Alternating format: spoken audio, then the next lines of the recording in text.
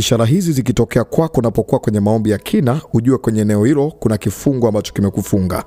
Ishara ya kwanza, unapokuwa kwenye maombi unapiga miayo, unasikia kupiga miayo au unasikia kubeua, unasikia kupiga miayo au unasikia kama tumboni kulikuwa kuna gesi unabeua.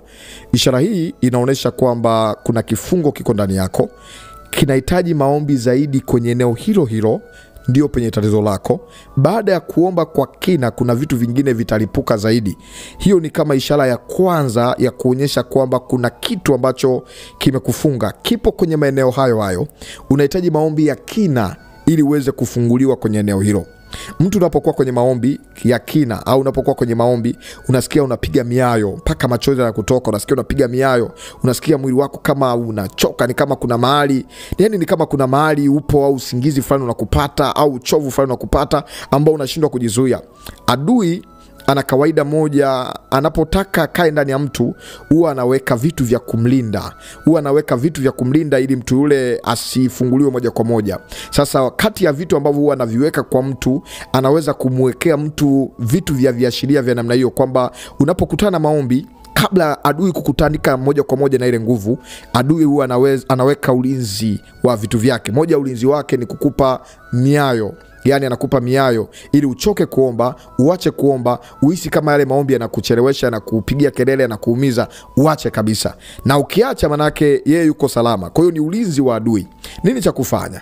Inatakiwa uendelee kufanya maombi ya kina zaidi. Unaposikia miayo, unapiga miayo, izuie miayo yako kwa maombi. Yani na wewe uko uliko endelea kumwambia Mungu nisaidie, na katai hali, na ikataa roho ya miayo, na katai ile pepo ambayo limekaa ndani yangu, na katai nguvu ya giza ambayo imekaa ndani yangu. Ikatai ile hali. Kadri unapoendelea kuikataa ile hali, utasikia kuna vitu vingine vinalipuka. Utaona kama unahamishwa unaenda mahali pengine. Utaona kama kuna vitu vinazibuka kwenye masikio, kuna vitu vinazibuka kwenye macho. Katika ulimwengu wa roho ni kama unahamishwa, ni kama unaondoka unaenda mahali fulani.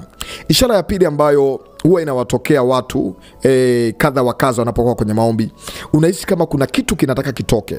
Yani kuna kitu kinataka kitoke tumboni mwako au kwenye kifua, kinapanda kinarudi, kinapanda kinarudi. Maana yake nini? Maana yake kuna kifungo kipo ndani yako ambacho kimekaa kwenye tumbo, ambacho kifungo hicho kiliingia kwa njia ya kulishwa vitu au kiliingia kwa njia ya maagano ya kuwekewa vitu tumboni. Sasa kile kitu ili kiweze kutoka inatakiwa utapike, inatakiwa kitoke. Nini cha kufanya? Unapokuwa kwenye maombi, kamata tumbo lako, gusa na kitovu chako, mwambie Mungu chochote ambacho kiko ndani yangu kitoke, kitoke kwa jina la Yesu. Unapoendelea kujiunganisha na maombi ya moto, na wewe kataa ile hali, kataa ile hali. Jitahidi, jitahidi, jitahidi, jitahidi, jitahidi, jitahidi. Kama kinapanda kifuani, panda nacho, panda nacho, panda nacho. Utasikia nguvu mwilini, utasikia uchovu, utasikia moto, utasikia vitu vinaachia. Jitahidi, endelea kungangana mpaka kitoke, mpaka kitoke. Zama kwenye maombi ya kina zaidi, kitoke, kitoke, kitoke. Ukitapika, ukasikia kama kuna kitu kimetoka, ndio ufungulivu wako. Sasa haitoshi maombi ya siku moja, inatakiwa ufanye maombi mara kwa mara ili uweze kuishinda ile hali kabisa. Kumbuka adui anapokuachia huwa anajipanga. Kumbuka haya ni maagano, hivyo ni vitu, hizo ni madhabahu. Kwa hiyo kila siku adui anaangalia njia mpya ya kuweza kukukabiri. Na ujue kwamba tunaposema kwamba tumemfuata Yesu, haina maana ni rahisi kiasi hicho. Vita zipo, yani ni mapambano kabisa, ni vita kabisa, lakini haifai kuogopa wala kukata tamaa. Hakuna neno gumu la kumshinda Mungu. Kwa Mungu yote yanawezekana. Ishara ya pili, ya tatu ambayo inaweza ikaonekana kwa mtu anapokuwa kwenye maombi.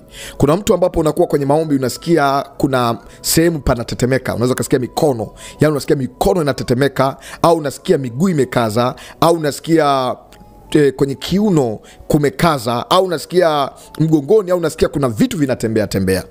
Ukiwa kwenye hii, manake kuna kifungo fulani unacho ambacho ulitupiwa, na kifungo hicho kimefunga. Kama ni mikono, manake kimefunga uchumi, au kimefunga ndoa, au kimefunga matokeo fulani.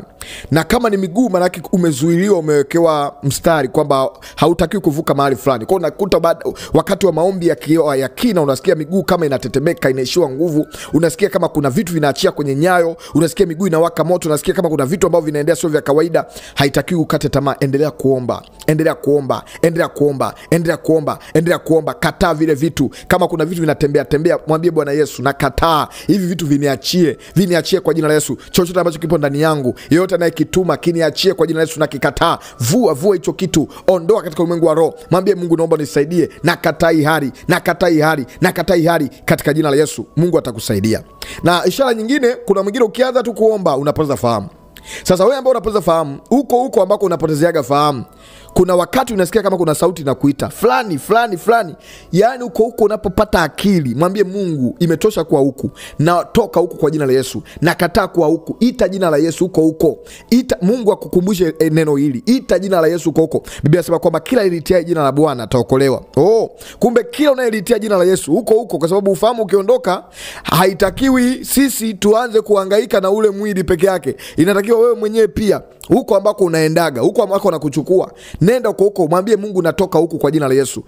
Waambie wale, muhula wa kuondoka umefika, wakati wa kuniachia umefika. Nahitaji uhuru wangu, nahitaji kibali changu, nahitaji maisha yangu. Sitaki kutumikishwa wala kuwa chini ya mtu. Mungu atakusaidia na utaweza kuona wepesi, kwa kuwa Mungu ni mwaminifu na anawasaidia wale wamwaminio, wale wamchao. Hata wewe Mungu atakusaidia. Na kuna mtu mwingine, unapokuwa kwenye maombi ya kina, yani maombi yale ambayo ni ya kina kabisa, unasikia nywele zinasisimuka.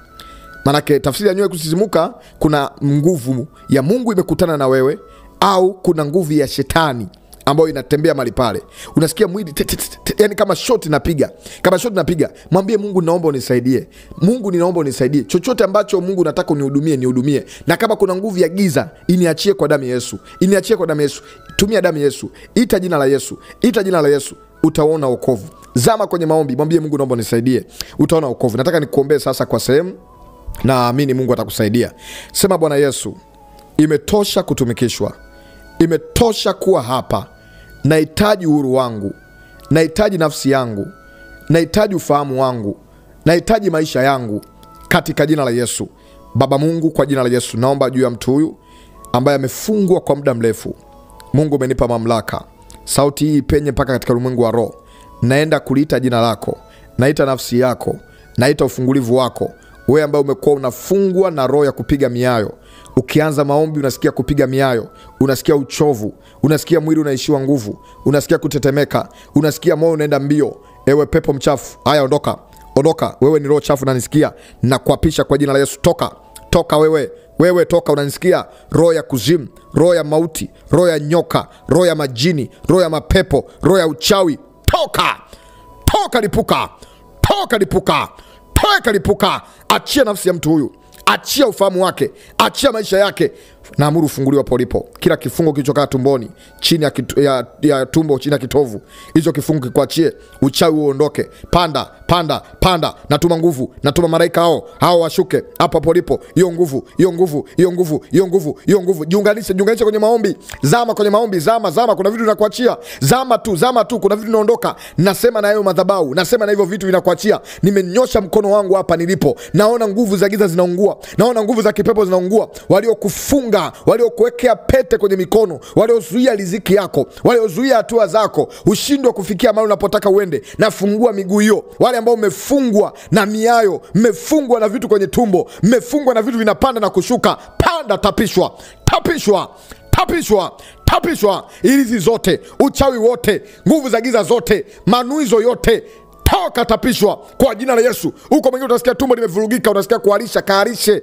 Tamka kwa damu ya Yesu, hivyo vitu vikuachie. Huko kwaliko kufunga, mwingine fahamu zinaibiwa, na amuru ufunguliwe. Ewe pepo mchafu, imetosha kumtesa mtu huyu, kutumia maisha yake. Na mfungua kwa damu ya Yesu, na kufungua kwa njia ya Yesu, na kufungua sasa. Hiyo nguvu ilalue hizo madhabahu, na lalua, na kata kwa upanga, na fieka hiyo madhabahu, na fieka kwa moto, na fieka kwa panga, na choma kwa kisu cha kimbingu, na piga kila kifungo kuachie. Haya, achia macho mtu huyu, achia ufahamu wake. Panda, tapishwa, toka kwa jina la Yesu. Toka wewe roho ya miayo, toka pepo la miayo, toka pepo la kupiga miayo, toka pepo la kupiga miayo, toka pepo la kupiga miayo, toka wewe pepo unayepiga miayo. Moto kwa jina la Yesu. Naingiza moto kwenye kinywa hicho, damu ya Yesu. Chochote kilichokuwa ndani yako, kilichokuwa kimejificha, kiripuke.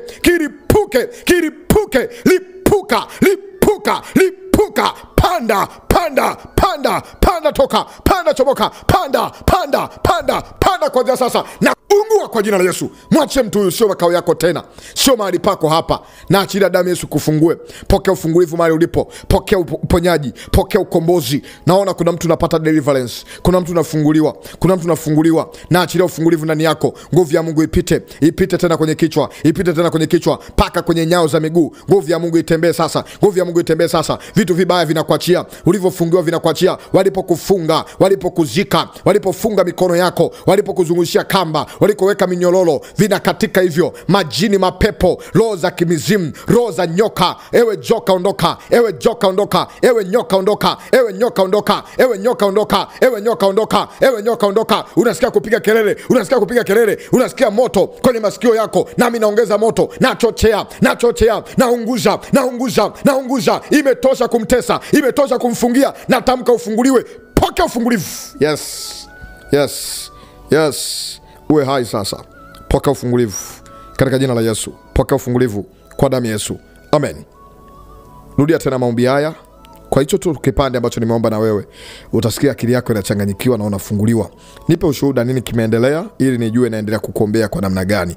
Mungu akubariki. Naitwa mwombezi Pastor Godwin Ndelwa. Unataka unipe ushuhuda nini amekufanyia Mungu? Basi unaweza kunifuata kwa njia ya WhatsApp kwa kuandika jina lako na kile Mungu amekutendea kama sina namba yako. Lakini pia unaweza kaendelea kunifuata kwa mitandao ya kijamii, TikTok kwa kuandika maombi ni dawa. Kama uko TikTok wakati huu ni mara ya kwanza unanisikia au unanisikia unatamani unipate zaidi kwa vipindi na vitoa kila siku, bonyeza alama ya jumlisha hapo juu au follow ili uwe mwanafamilia.